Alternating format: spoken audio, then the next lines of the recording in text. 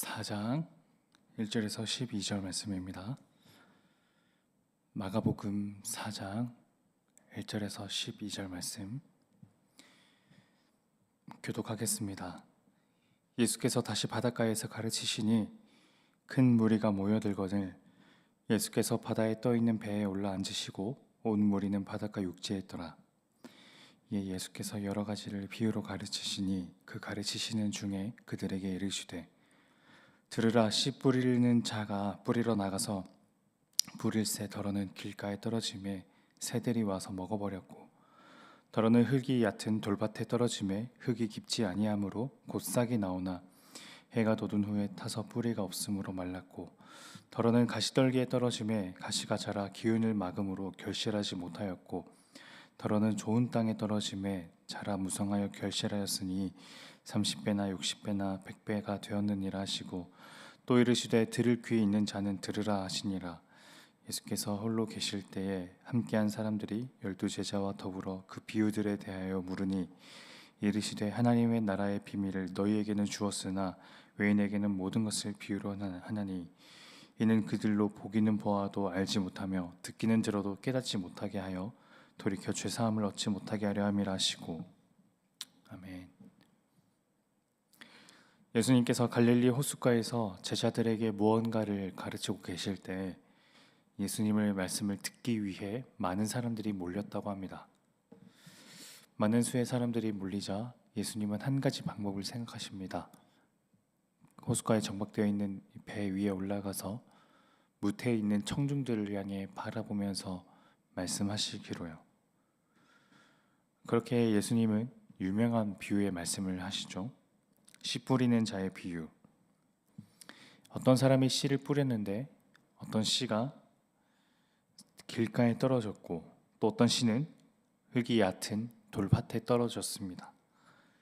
가시떨기에 떨어진 씨도 있고 또 좋은 밭에 뿌려진 씨도 있습니다.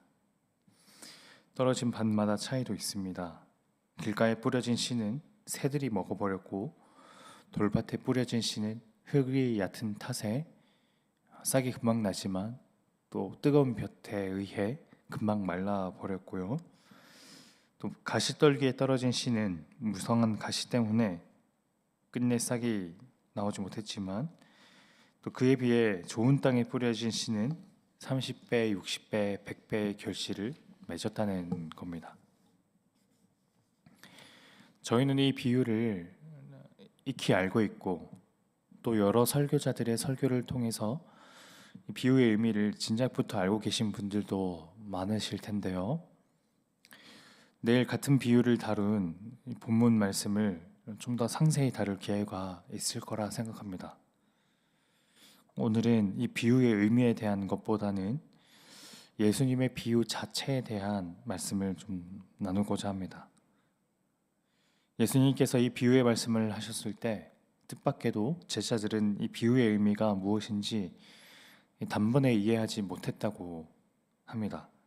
10절에 보니 제자 중 어떤 이가 예수님께서 혼자 계실 때 말씀하신 비유의 의미가 무엇이냐고 물었다는데요. 그때 예수님께서는 어쩌면 비유에 관한 가장 중요한 말씀을 11절에서 하셨습니다. 11절 이르시되 하나님 나라의 비밀을 너희에게 주었으나 외인에게는 모든 것을 비유로 하나니.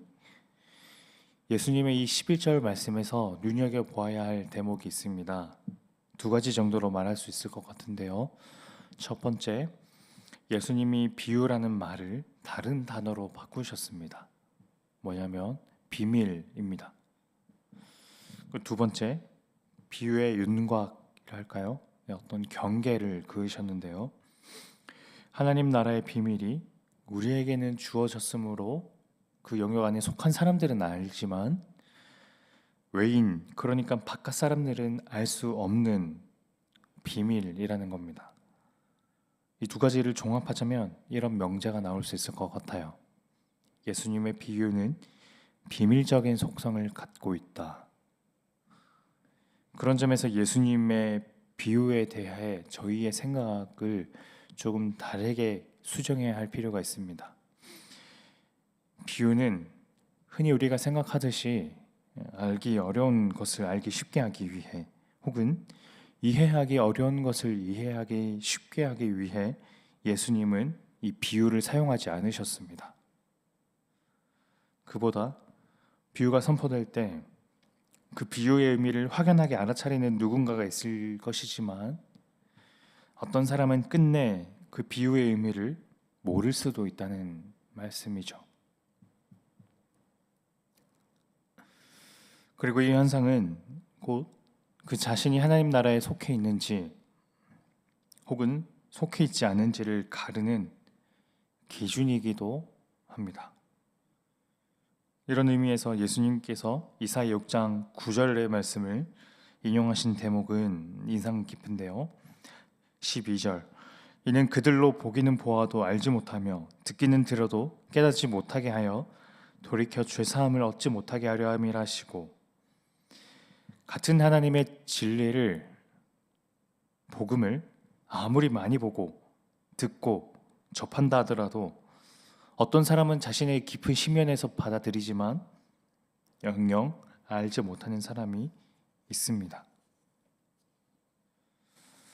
저는 오늘 설교가 성도님들께 수수께끼 같은 것으로 또 느껴지지 않기를 원하지만, 제 의도대로 잘 전달되었는지 확신이 들지 않습니다. 다만 만약 오늘 설교가 평소보다 좀 더 아리송하게 느껴지신다면 그건 전적으로 제 탓입니다. 다만 저는 이것은 확신합니다. 그리스도를 구주로 삼고 하나님의 뜻에 따라 자신의 삶을 경영해 나가길 원한다면 그분은 바로 하나님 나라의 비밀을 아는 사람이 확실하다고요. 예수님께서 말씀하시는 비유, 즉 비밀은 곧 하나님 나라, 그리고 예수님이 참 그리스도라는 진리와 관련된 것인데요. 그 하나님 나라라는 것은 잘 아시겠지만 관념적인 지식이 아닙니다. 구체적인 삶에서 우리가 실현하고 실천하고 내 삶에서 구현해내는 경험적인 알미죠. 그러니 예수님의 비유를 알기 위해서 갖추어야 할 것은 명철한 두뇌가 아닙니다. 하나님의 말씀 앞에서 낮아지는 겸허함, 언제건 하나님의 말씀 앞에서 내 삶의 얼룩을 제거하려고 노력하는 것, 내 삶의 구겨진 모서리를 수선하려는 선한 의지, 그것을 토대로 그리스도 안에서 하나님 나라를 완성하신 하나님의 역사를 믿음으로 수납하는 능력, 이것이 바로 하나님 나라의 비밀을 알게 되는 사람의 특징입니다. 오늘 저희에게는 이런 특징이 얼마나 나타나고 있는지, 말씀이 내 삶에서 얼마나 작동되고 있는지 돌아보면 좋겠습니다. 기도하겠습니다.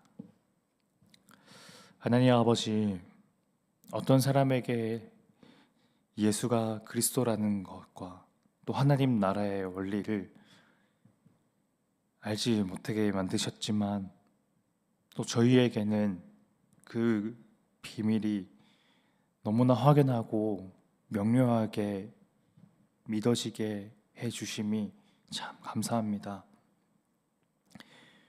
그것이 저희들에게서 나온 것이 아니라 오직 하나님께서 우리에게 베풀어 주신 은혜에 의한 것임을 저희가 알고, 또 그래서 그것에 감사하며 또 그 비밀을 알게 된 사람의 특징답게 말씀 앞에서 언제건 나 자신의 삶을 수선하고 수리하며 개선하고 또 갱신해 나가기를 계속해서 포기하지 않는 저희들 될 수 있도록 주님 저희들을 붙잡아 주시고 은혜 베풀어 주옵소서.